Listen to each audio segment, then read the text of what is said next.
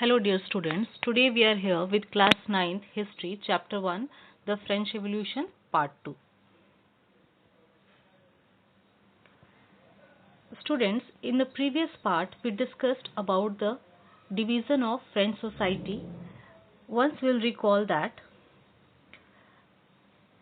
the division of French society was based on a state system in that the clergy and nobility were kept at the top, the third estate was at the bottom, and the taxation was imposed on the third estate only. Clergy and nobility, they were exempted from the taxation. They enjoyed feudal privileges. Here a question arises that what was the feudal system? It was based on the idea of feudalism. Feudalism was common in France before the French Revolution. The system consisted the granting of land for return for military services. In a feudal system, a peasant or worker received a piece of land in return for serving a lord or king, especially during times of war. Now, students, we will discuss about the social composition of France. 90% of the people of France belong to the third estate. 10% people, they belong to clergy and nobility. But what about the land distribution? The land was distributed unequally. 60% of the land was owned by clergy and nobility, and the rest of land was given to third estate people. That was the problem of third estate, in that they were having very less income. Students, the feudalism is a structure of a pyramid in that the king was kept at the apex. Under him nobles and bishops were there, under them knights, and at the bottom peasants and serfs were there. All the burden of taxation was kept on the shoulders of third estate. They were obliged to offer their services in the fields of their landlords and serve in the army. Now, how was the French society unequal? The French society was totally unequal because the first two estates were exempted from the taxation. They enjoyed feudal privileges, and the taxation was kept on the shoulders of the peasantry. Those belong to third estate.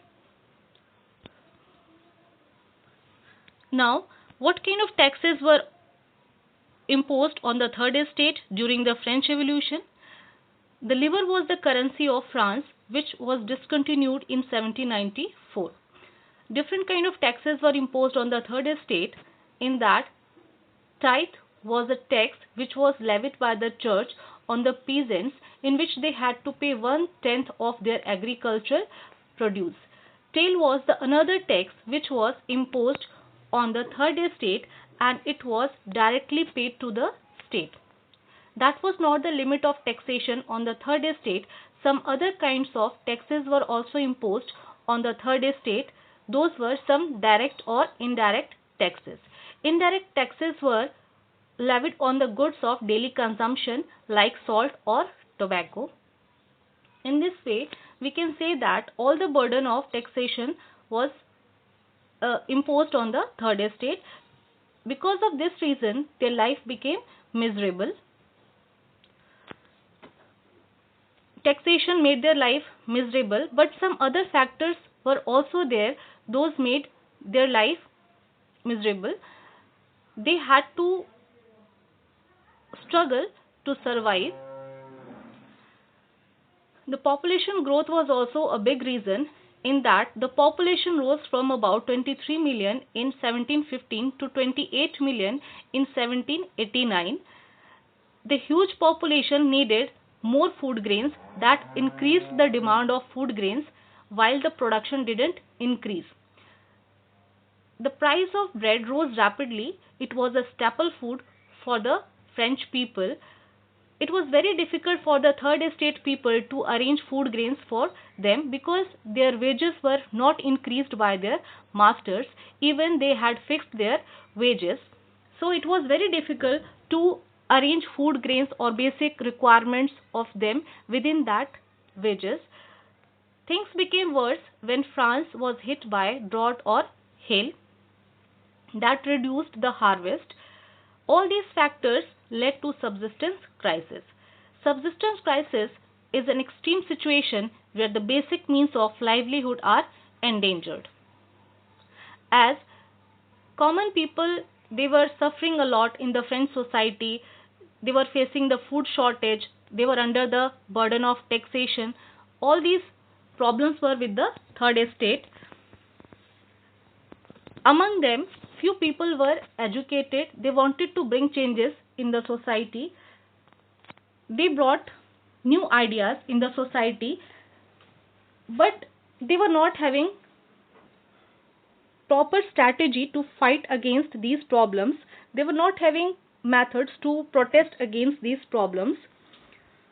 The 18th century witnessed the emergence of social groups termed the middle class, who were earned their wealth through an expanding overseas trade and from the manufacture of goods such as woolen and silk textile for export or sale to wealthy people.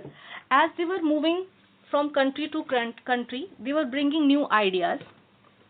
Some educated people were also there. They wanted to bring changes in the society. They wanted to bring equality in the society. The third estate comprised merchants, manufacturers, professionals such as lawyers or administrative officers. The educated middle class believed in the privileges on the merit and on the merit and not on birth. Among them, the thinkers and philosophers like Voltaire, Rousseau, Montesquieu, John Locke played an important role in French Revolution. They created awareness among the people through their writings. They criticized the absolute power of monarchy. They encouraged the people to fight for liberty, equality, and opportunity for all. Here we have seen that the philosophers, they wanted a society based on freedom, equal laws, opportunity for all. Few names are very prominent here in that: John Locke, Rousseau, Montesquieu, Voltaire. Their names are very important.